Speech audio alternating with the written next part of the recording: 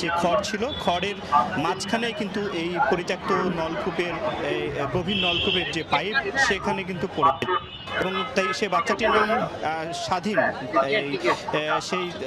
এই স্বাধীনের বাসা রাঁচি তানোর উপজেলার পাচন্দর ইউনিয়নের কোয়ালহাট গ্রামের এই যে মাঠটি রয়েছে এখানে ঠিক পাশে।